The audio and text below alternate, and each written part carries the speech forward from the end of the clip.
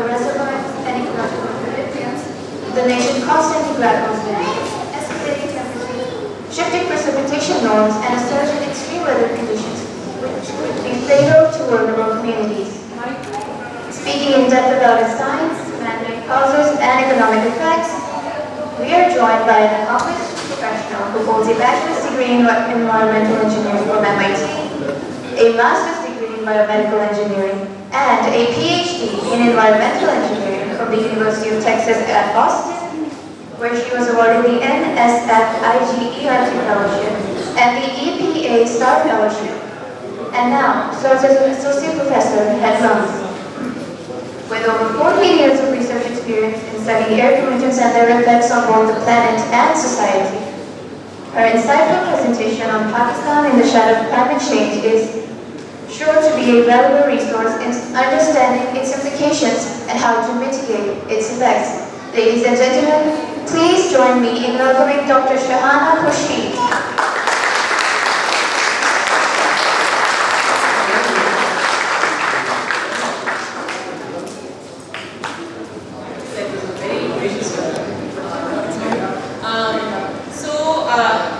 मैं आपसे climate change के बारे में भी बात बिगिन करूँगी।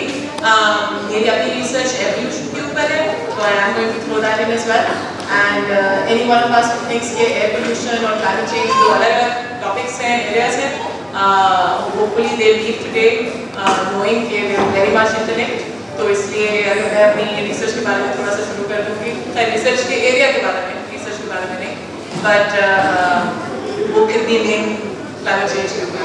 Initially we were supposed to be joined by other people as well, आपने मुझे कहा गया कि मैं ही कंडक्ट कर रही हूँगी ये सेमिनार, तो थोड़ा सा ये सेमिनार स्टार्ट है। पहले थोड़ा सा पैनल टॉक इन्विजन था, लेकिन so let me begin। जब I guess the new people coming in, आइए बैठिए।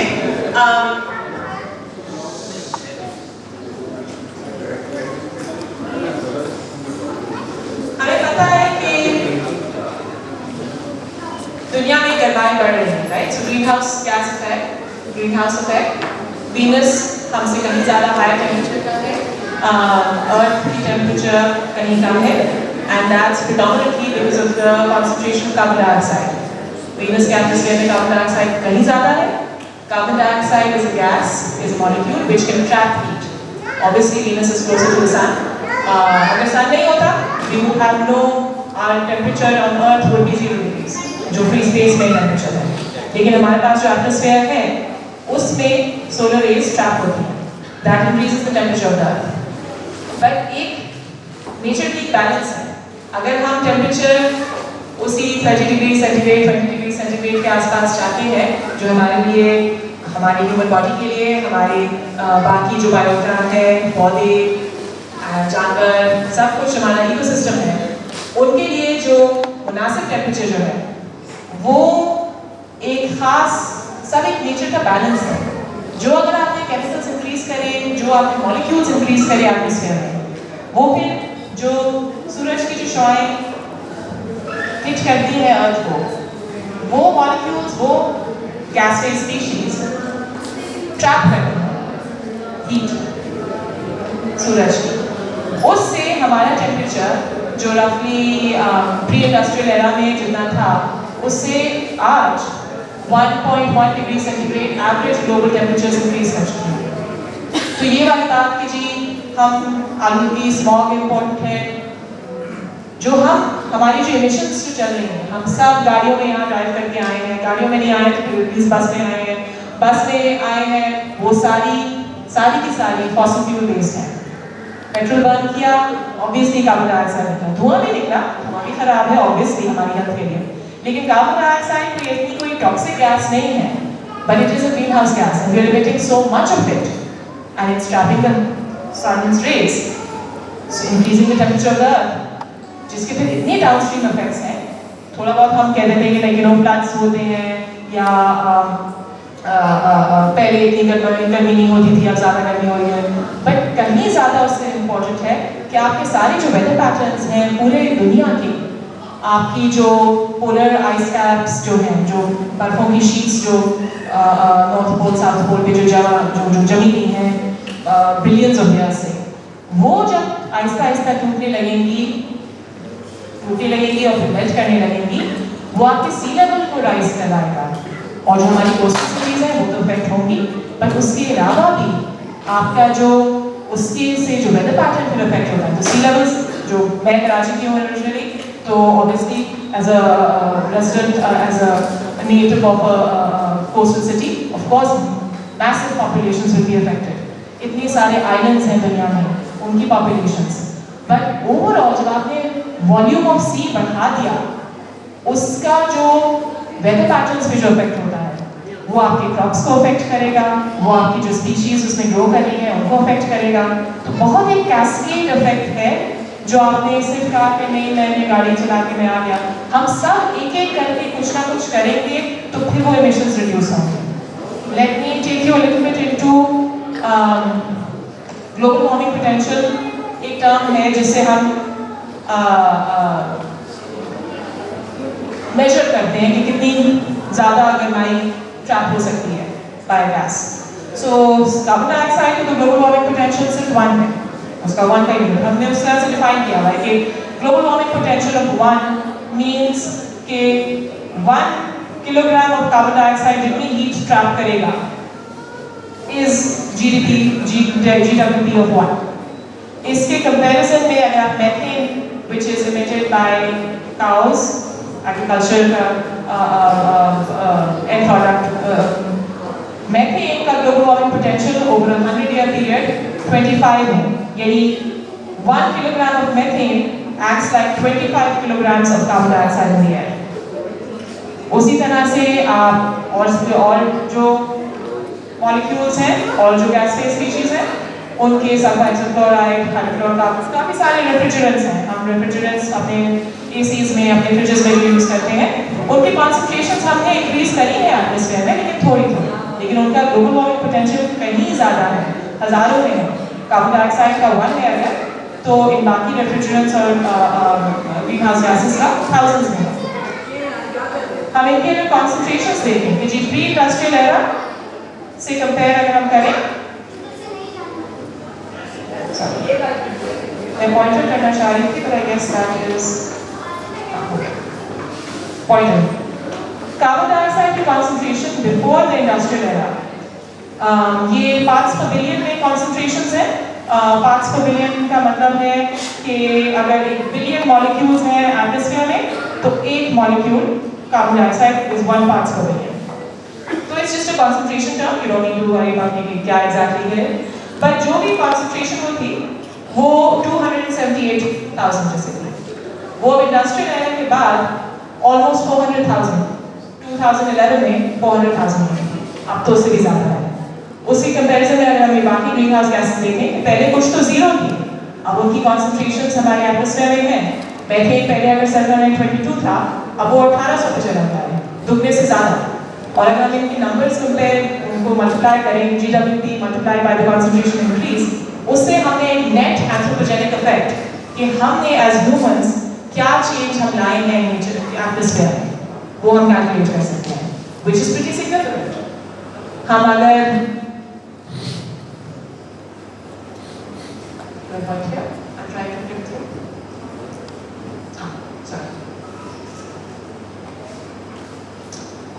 The next graph just shows us कि हमारा I guess आप ही कर देंगे और इनको चेक करें।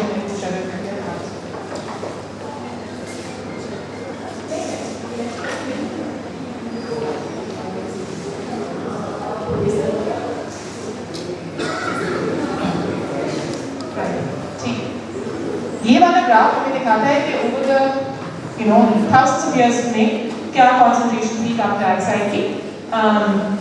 We were at a little above 250 parts per million. Parts per million is कि एक आपका मॉलिक्यूल है of carbon dioxide in a million molecules of atmospheric gas. तो हजारों सालों तक हमारे हम 270 ppm के आसपास थे, 280 पे गया, और फिर एक शार्प इंक्रीज है जो कि हमारे इंडस्ट्रियल एज है, जो कि हमने फॉसिल फ्यूल रिजर्व्स ढूंढ लिए, पावर प्लांट्स में डालने शुरू किए, गाड़ियों में डालने शुरू किए, और उसके बाद हमने ये इतनी इंक्रीज करी है कि एक हद के बाद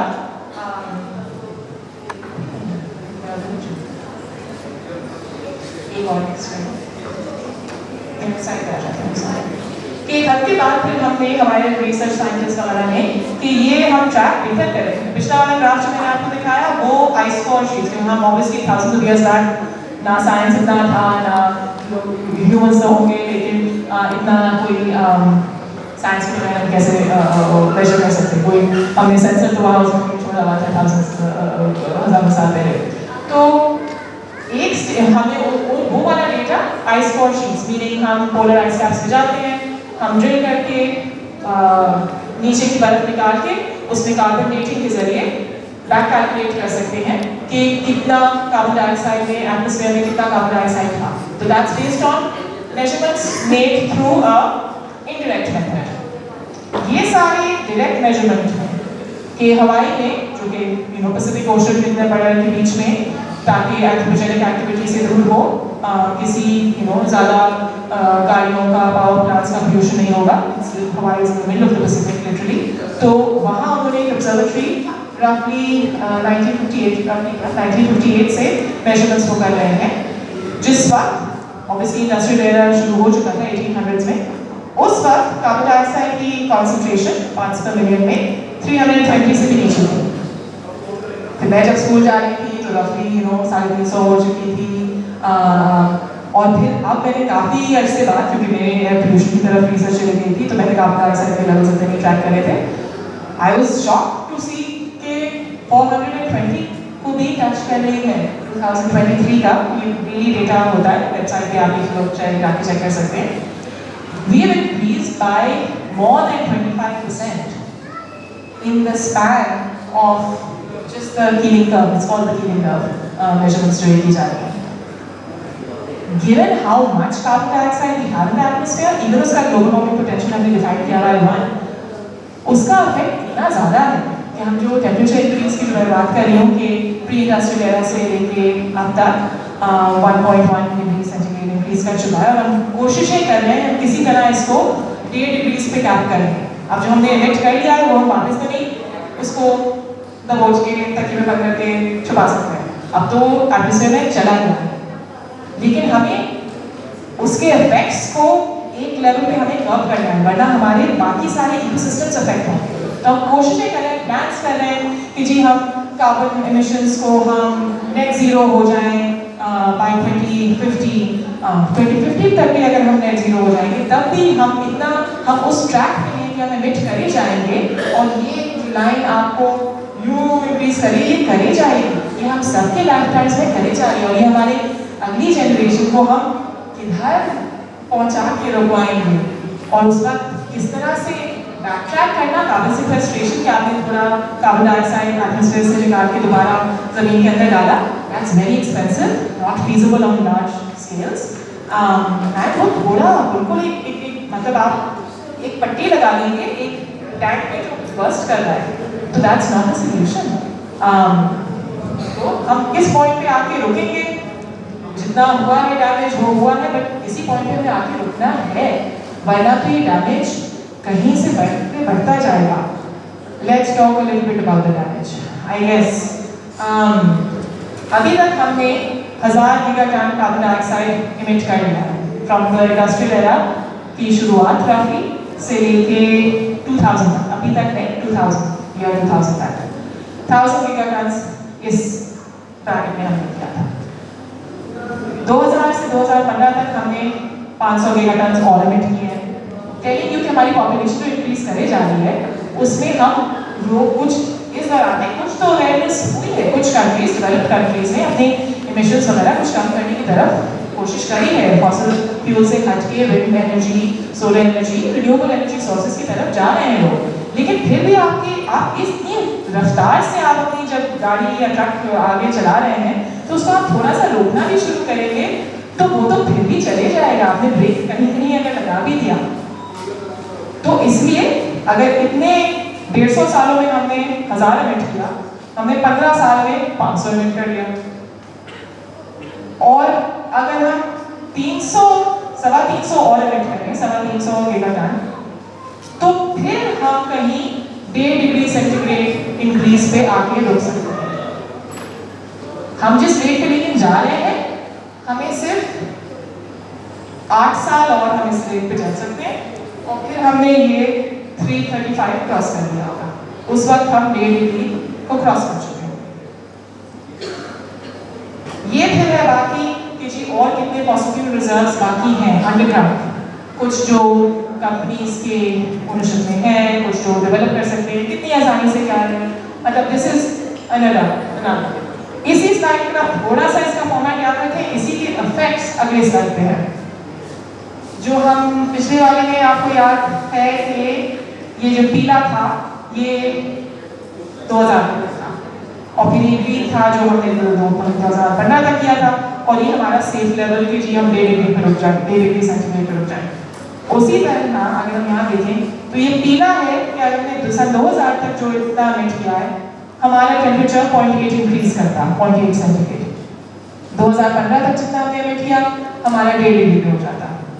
हम अगर, और ये डिफरेंट प्रोजेक्शंस हैं, इस वाले प्रोजेक्शन के हिसाब से 1.5 डिग्री तो हो चुका है, अगर हम और भी इमिट करें तो 2 डिग्री सेंटीग्रेड पे हम जाएंगे विद सवा 300 और इंक्रीज करना। और अगर ये बाकी और रिजर्व्स भी किए तो फिर तो हम 4 से 5 से 6 डिग्री के इंक्रीज पे जाएंगे। हम अगर सिर्फ इस काली वाली कॉलम को पे फोकस करें कि हम अगर जितना है जिस रफ्तार पे चल रहे हैं, सवा 300 गीगाटन कार्बन डाइऑक्साइड ने और इमिट किया है, उसमें सी लेवल्स आपके 1 मीटर इंक्रीज कर लेंगे क्योंकि आपकी आइस शीट्स ने मेल्ट किया। एम्स्टर्डम जैसे शहर जो कि 2 लाइन है, जिनमें कनाल्स बहुत हैं, सी से कनेक्टेड है, वो ड्राउन आउट करेंगे। ओशन एसिडिफिकेशन होगी, जितना कार्बन डाइऑक्साइड आपकी हवा में इंक्रीज करता है वो फिर पानी में भी डिसॉल्व करता है, पानी में डिसॉल्व करता है तो कार्बोनिक एसिड बनता है, उससे आपका पीएच उसका ज़्यादा एसिडिक हो जाता है आपका ओशन, उससे आपका जो उसका जो इकोसिस्टम जो है वो सारा जो स्पीशीज, जो फिश स्पीशीज, जो एल्गल स्पीशीज और जो फॉना वगैरह जो ओशंस का है वो सारा उससे इफेक्ट होता है। आपकी एग्रीकल्चरल यील्ड्स 20% इंक्रीज करती हैं, आपका रेनफॉल के चांसेस 30% इंक्रीज करते हैं over time, species extinction, at risk of extinction increases by up to 30%। तो बहुत और चीज़ें होंगी इफेक्ट होगी, कुछ लिस्टेड यहाँ है और कुछ का तो वही और ज़्यादा सारी इफेक्ट है। तो यही मैं जो बात कर रही थी कि प्लान्स है कि जी हम 0 एमिशन तक अगर हो जाए 2050 तक भी, तब भी हम 600 गीगाटन्स और इमिट करेंगे फ्रॉम 2020 टू 2050। अगर हम 0 की तरफ भी चले जाएं 2050 में, हम डिसाइड कर लेंगे जी हम कुछ करके पूरी दुनिया में सारे कार्बन डाइऑक्साइड के एमिशंस को डाउन टू 0 कर देंगे, तब भी आपने 600 गीगाटन्स और इमिट किया। कुछ और प्लान्स हैं जो कहते हैं कि जी हम 2040 तक 0 पे चले जाएंगे, तब भी आप 400 गीगाटन्स और इंक्रीज करेंगे। फिर कुछ और हैं कि जी आप 65% रिडक्शन हो जाए 2030 तक और देन 0 बाई 2040, तब भी आप 340 गीगाटन्स कार्बन डाइऑक्साइड इंक्रीज करेंगे। इनकी डिटेल्स में आप फंसे हैं नहीं फंसे, regardless reduction of carbon dioxide emissions through reducing our fossil fuel use is imperative, और वो हम हर एक कुछ कंट्रीब्यूट करेगा अपनी एक्शंस, अपनी हैबिट्स के जरिए, और थोड़ा सा अवेयरनेस रेजिंग अपनी कम्युनिटी में, अपने पॉलिटिशियंस को, अपनी गवर्नमेंट्स को कि कौन सी चीज़ें इंपॉर्टेंट हैं। ऑब्वियसली हमारे मुल्क में education, clean water, basic humanities जब तक नहीं ज़्यादा, तो फिर हम कैसे इन्वायरमेंट की बातें ज़्यादा करें। लेकिन हमें थोड़ा सा बिगर पिक्चर का, ओवरऑल अपनी जनरेशंस का, इस वाली आने वाली जनरेशन का, उनसे अगली जनरेशन का, कि हम किस तरफ जा रहे हैं। पोलर आइस कैप्स का मेल्ट करना, टेम्परेचर इंक्रीज करना, बहुत सारी चीज़ें लगेंगी, लेकिन वो नहीं है, वो हमारी दुनिया को, हमारी अर्थ की प्लैनेट को हैबिटेबल या नॉन हैबिटेबल बनाती है। हम एक आध कैटास्ट्रॉफिक इवेंट की बात नहीं कर रहे हैं, हम एक ओवरऑल प्लैनेट की पैटर्न की बात कर रहे हैं। तो if you take something, even if you tell somebody else and show them, go explore one of these websites, all of this data is stuff that is freely available online, go read up, pass on the sort of knowledge, then you've done something. And something is still better than nothing. We can do as much as we want to, but something is still better than nothing.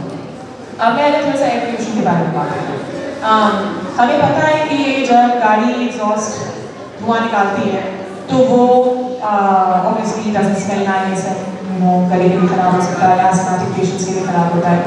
लेकिन वो black carbon जो है वो भी जिस तरह मैंने describe किया कि carbon dioxide is a global warming gas, is a greenhouse gas, उसी तरह से जो ब्लैक कार्बन है, black carbon contributes to the warming of the earth.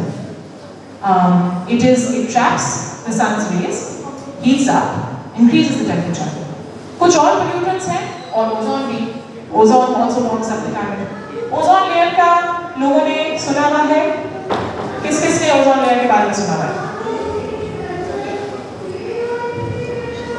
सबने नहीं भी सुना हुआ। ओजोन लेयर के बारे में पता होना चाहिए। चलिए ठीक है, good, thank you. Ozone layer अच्छी चीज है, बुरी चीज है? अच्छी चीज है, वेरी गुड, एग्जैक्टली। ओजोन अच्छी चीज है या बुरी चीज है? let me read this. Ozone layer तो ऊपर है ना, ओजोन लेयर तो हमारे ये अगर ये हमारी दुनिया है, उसमें एक पहाड़ है, मुझे वाले पहाड़ नहीं है, उसके ऊपर ट्रोपोस्फेयर है, उसके ऊपर स्ट्रेटोस्फेयर है, फिर मेसोस्फेयर है, फिर थर्मोस्फेयर है और फिर हमारी पूरी स्पेस। तो ओजोन लेयर हमारे स्ट्रेटोस्फेयर में, ठीक है, हमारे एटमॉस्फेयर की डिफरेंट लेयर्स हैं कि स्ट्रेटोस्फेरिक लेवल पे ओजोन लेयर है। मैं कह रही हूँ कि ओजोन हमारे पास ट्रोपोस्फेयर में भी होती है। मैं उस वाली का पूछ रही हूँ। ये वाली अच्छी है, ये वाली डेफिनेटली अच्छी है, क्योंकि आई गेस कोई यूं ही दूर से बता दे क्यों अच्छी है। स्ट्रेटोस्फेयर में डेफिनेटली अच्छी है, क्यों अच्छी है? It protects us from the sun's rays. UV rays, हमें solar energy डेफिनेटली चाहिए, लेकिन हमें उसकी UV rays नहीं चाहिए। UV rays can cause cancer. They are and not just to us, I mean to plants, to all living species. UV is ultraviolet radiation that's not good for living life. तो वो हमें उनसे बचाती है। Stratospheric ozone layer हमें उनसे बचाती है। ट्रोपोस्फेयर में भी ओजोन होती है, पहले कहाँ होती थी, अब ज़्यादा होती है। अच्छी है, बुरी है? बुरी है, बिल्कुल बुरी है, क्योंकि ओजोन हमें वैसे प्रोटेक्ट करती है यूवी से, लेकिन if we breathe in ozone, जबकि ओजोन ऑक्सीजन जैसी तो चीज है। हम अभी थोड़े से छोटे हैं क्लाउड में, और यहाँ बड़े हैं और यहाँ छोटे हैं। तो जो बड़े हैं वो शायद अपनी केमिस्ट्री थोड़ी सी भूले रहे हो, और जो छोटे हैं उन्होंने शायद पढ़ा नहीं हो। लेकिन so to give you a refresher on chemistry, I guess, oxygen atom को अगर आप दो ऑक्सीजन एटम्स को कंबाइन करेंगे तो ऑक्सीजन बना, oxygen molecule that what we are used to, कि हम ऑक्सीजन ब्रीथ करते हैं, तो that's O2, two atoms of oxygen. O3 is ozone. So 3 atoms of oxygen is an ozone molecule. तो ऑक्सीजन और ओजोन में बहुत कम फर्क हुआ, right? You just added another oxygen atom, लेकिन उससे आपने मुझे एक फ्री रेडिकल, फ्री एक इलेक्ट्रॉनिक एड ऑन जो कर दिया, उससे उसका जो केमिस्ट्री है उस मॉलिक्यूल की वो इतनी बदल जाती है कि वो अगर मैं ओजोन ज़्यादा ब्रीथ करूँगी तो मेरे लंग्स के लिए इन्फ्लेमेशन कॉज करेंगे, वो तो मेरी हेल्थ वाइज ओजोन मेरे लिए बुरा है, और वो रिएक्ट करता है और केमिकल्स के साथ to form species which then condense into particles which then lead to smog. And ozone बनता कैसे है? अब जब गाड़ी का एग्जॉस्ट में आपने VOCs वगैरह में हुए, वो reacting with the sun's rays, oxygen in the atmosphere gets dissociated and adds on a third atom, and वो ओजोन बन गए। तो emit नहीं किया गाड़ी ने, लेकिन बना। Wherever you have fossil fuel combustion going on, ozone formation is happening. तो हमने विदाउट फॉसिल फ्यूल बने ओजोन की concentration को increase कर दिया, which leads to further chemical reactions, which lead to worse toxic chemicals and particle formation, which leads to the smog. So ozone, for tropospheric ozone, is bad for us. From a greenhouse gas point of view, ozone also warms up, heats up the atmosphere.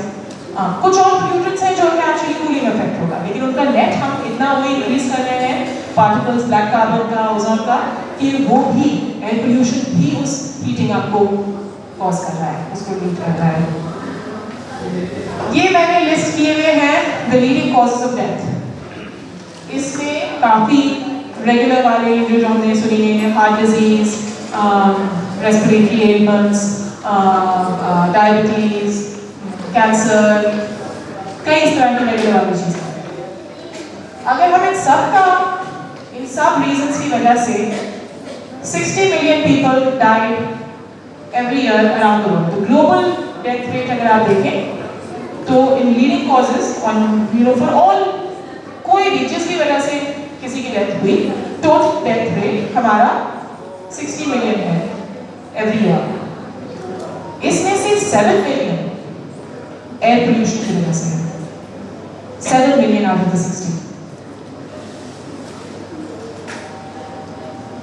A lot of this is being caused by the outdoor air pollution, but indoor की वजह से बहुत सारे लोग अपनी lower income threshold के levels पे रह के इंडोर गैस स्टोव्स में सॉलिड फ्यूल अंदर ही बर्न करेंगे।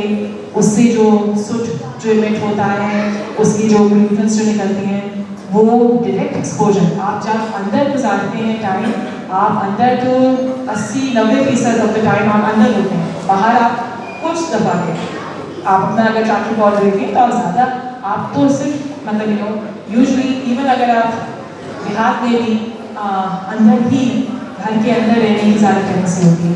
ठीक है, खिड़की खुली है तो बाहर की आलूगी बाहर आएगी, लेकिन अंदर अगर आप कोई चीज़ इमिट कर रहे हैं तो a lot of this is caused, वो जो 7 million premature deaths हैं, a lot of it is caused because people are using open fires or inefficient stoves inside. तो अगर हमारी 7 मिलियन की पॉपुलेशन है तो उसमें से 2.5 billion is exposed to these indoor emissions, जिसकी वजह से उनकी रेस्पिरेटरी एलिमेंट्स वगैरह कॉज होके डेथ रेट को इंक्रीज करते हैं। And more than 90% of the world's population lives in areas where air pollution exceeds the WHO guidelines. WHO World Health Organization उनकी guidelines है कि जी क्या safe levels हैं pollutants के, तो 90% दुनिया का, 90 से ज़्यादा फीसद दुनिया का ऐसी जगह पे रह रहा है जो कि WHO की guidelines exceed कर रहा है। तो air pollution from a health point of view is very, वो हम obviously उसके बारे में प्रायर करते हैं, climate change के बारे में थोड़ा सा कम, लेकिन यहाँ विंटर्स में लाहौर हर साल इतनी स्मॉग के लेवल्स होते हैं कि ये जो 7 फिगर है premature deaths, that's definitely being contributed to the pollution in Lahore. हम जब पार्टिकल्स के बारे में बात करते हैं, मैं कह रही हूँ कि लाइक कुछ गैसेस ओजोन के साथ रिएक्ट करती हैं और पार्टिकल्स फॉर्म करते हैं, तो वो ऑब्वियसली बहुत छोटे पार्टिकल्स होते हैं। जो बड़े पार्टिकल्स होते हैं, जिस तरह ये अगर सैंड का एक ग्रेन आप उठाएंगे तो वो अबाउट 100 माइक्रोमीटर्स होगा डायमीटर। तो लेकिन माइक्रोमीटर क्या चीज़ है? हमें मिलीमीटर के बारे में तो पता होगा, राइट? मिलीमीटर इज के सेंटीमीटर का 1/10 लिया हमने, 1 मिलीमीटर बना। 1 मिलीमीटर का अगर हमने 1000 लिया तो वो 1 माइक्रोमीटर है। तो जो 1 माइक्रोमीटर साइज के पार्टिकल्स हैं वो हमारे लिए बुरे हैं। बड़े वाले भी बुरे हैं, बट बड़े वालों से हमें ज़्यादा अफेक्ट नहीं होता। कोई बताना चाहेगा कि क्यों नहीं अफेक्ट होता? अगर मेरे यहाँ कोई 50 माइक्रोमीटर का पार्टिकल है, ये वाला इमेज आपको दिखा रहा है कि ये अगर आपका ह्यूमन है तो आपका अगर आप बाल देखें तो वो 50 माइक्रोमीटर है डायमीटर में। 50 माइक्रोमीटर के आप 1/5 करेंगे तो 10 माइक्रोमीटर बनता है। PM10, ये डिफरेंट मेट्रिक्स हैं कि पार्टिकल्स के साइज के पार्टिकल्स की क्या कॉन्सेंट्रेशन है। तो PM10 is a name which floats it out। अगर आप लोगों ने आर्टिकल्स वगैरह कुछ पढ़े होंगे तो PM10 का जिक्र होता है, PM2.5 का जिक्र होता है। तो PM2.5 are particles which are smaller than 2.5 micrometers in diameter. Those are the ones which are the most relevant. बड़ा पार्टिकल क्यों नहीं? लेकिन अगर मेरे पास कोई अगर 50 माइक्रोमीटर का किसी का बाल का ज़रा आ गया और मेरी नाक में घुस गया और उसके अंदर कुछ टॉक्सिक केमिकल्स भी लग रहे हैं, तो वो ज़्यादा चांसेस है कि मुझे नहीं ज़्यादा अफेक्ट करेगा। ग्रीन हाउस गैस के पॉइंट ऑफ व्यू से नहीं, उसमें तो सारे पार्टिकल्स मैटर करते हैं, बिकॉज वो आपके एटमॉस्फेयर में फ्लोट आउट कर रहे हैं, ट्रैप कर रहे हैं हीट वगैरह। लेकिन from a health point of view वो जो 50 माइक्रोमीटर वाला पार्टिकल है वो मेरे लिए कम परेशानी का बायस क्यों बनेगा?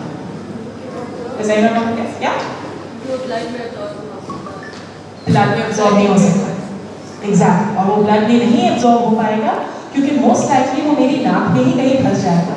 मेरी नाक के अंदर बेड्स हैं, नाक के से फिर वो ब्रोंकस में गया, ट्रिकिया में गया, फिर वो ब्रोंकाई में गया।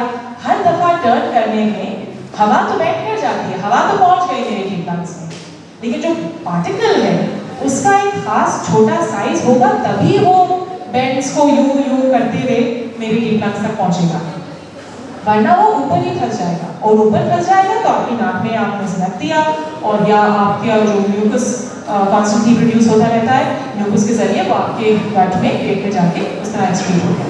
तो ज़्यादा चांसेस, कभी कभार तो कुछ भी हो सकता है, एकदम से कोई हवा आई और वो अंदर चली गई तो उसकी बात मैं नहीं करूँ, लेकिन ज़्यादातर आपके जो सबसे वो छोटे वाले पार्टिकल्स हैं 2.5 माइक्रोमीटर से छोटे वाले, वो ईजिली बेड्स को के साथ होते हुए डीप लंग्स में जाएंगे। डीप लंग में आपका सिर्फ यूनिसेल्युलर वॉल है एल्वियोलाई की। Alveoli are the sort of air sacs जिसके जरिए वो exchange, that's where oxygen transfers over from the air into the bloodstream। तो बस एक सिंगल लेयर है सेल की एल्वियोलाई में, जिससे उस पार्टिकल ने वो गुजरी, फिर एक यूनिसेल्युलर लेयर है कैपिलरी की, ब्लड कैपिलरी की, और उधर pass and then into the bloodstream. There you can go into all your kidneys, liver, all your other organs। तो जो छोटे वाले पार्टिकल्स हैं उनके बारे में शायद हमें वो नजर नहीं आते हैं, लेकिन वो जितना ज़्यादा हार्म कॉज कर सकते हैं बड़े वाले पार्टिकल्स नहीं कॉज कर सकते। इसलिए वो जो छोटे वाले पार्टिकल्स ज़्यादातर चांस है कि वो फॉर्म करेंगे रिएक्शंस के जरिए। जो मैं कह रही थी कि ओजोन रिएक्ट करती है, तो ओजोन रिएक्ट करेगी वोलेटाइल ऑर्गेनिक कंपाउंड्स के साथ, और छोटा बिल्कुल नैनोमीटर साइज वाला पार्टिकल कुछ बनेगा।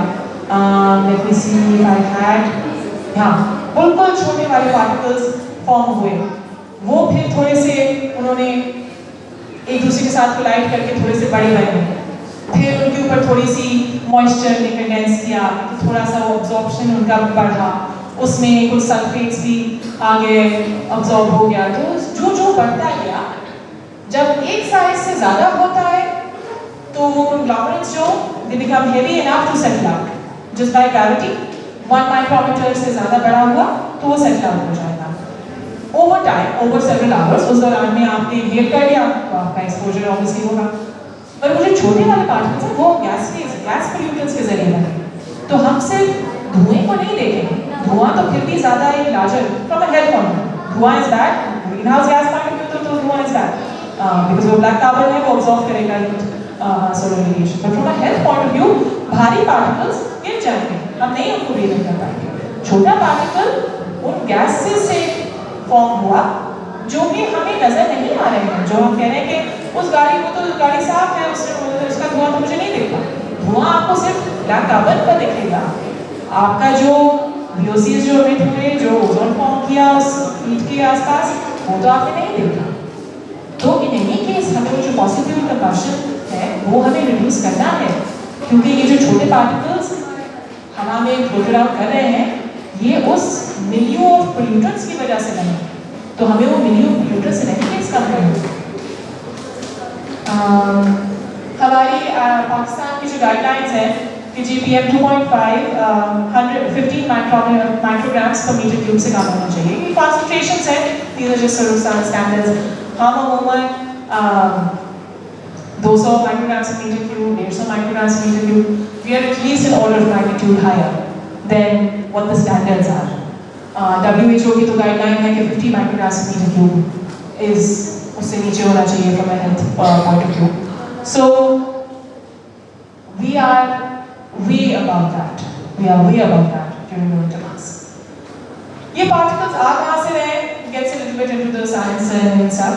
आप उनको backtrack कर सकते हैं कि ये formation कहाँ से हो रही है। तो कुछ studies हुई हैं और भी FAO, Food and Agriculture Organization ने भी कुछ करी हैं studies।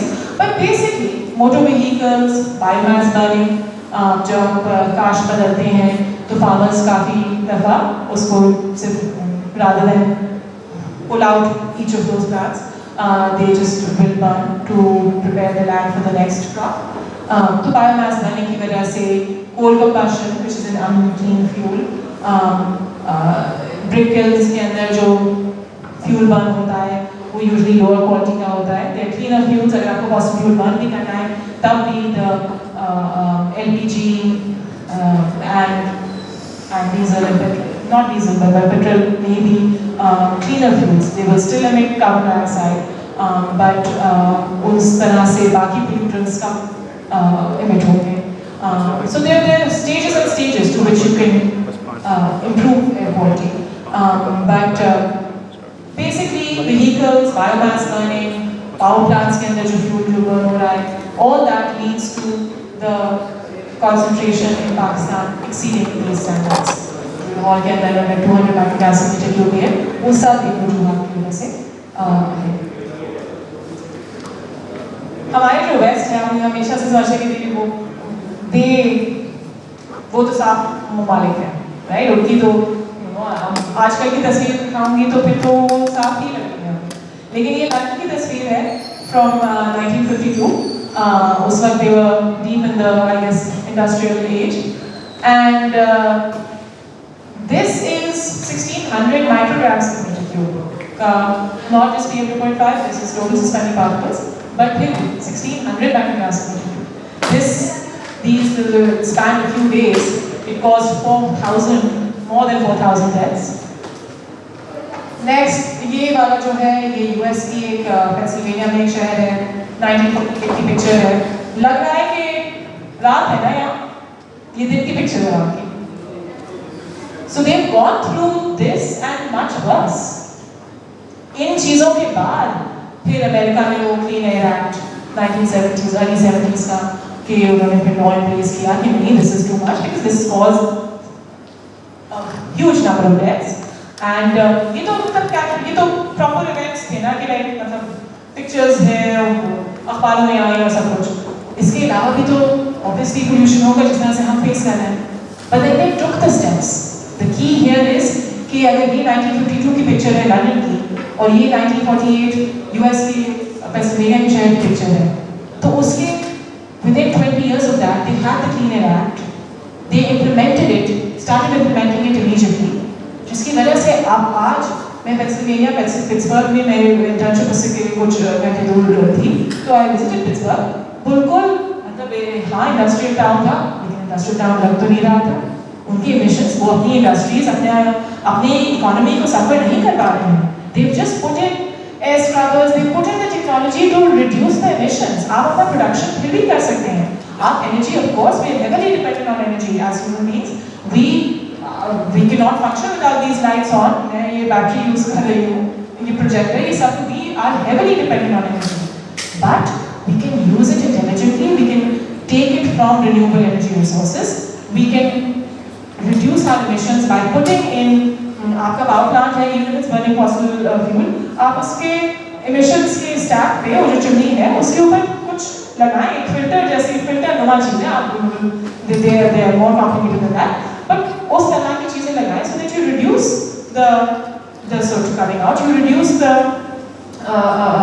NOx coming out. That's what the West is doing. We need to do that here. We need to understand कि वो भी उस हालत में थे और वो उससे उठ के आए हैं, तो हमें भी उठ के आना है. ये फ्लोर की पिक्चर है. मैं एक पीछे अगर जाके ये थोड़ा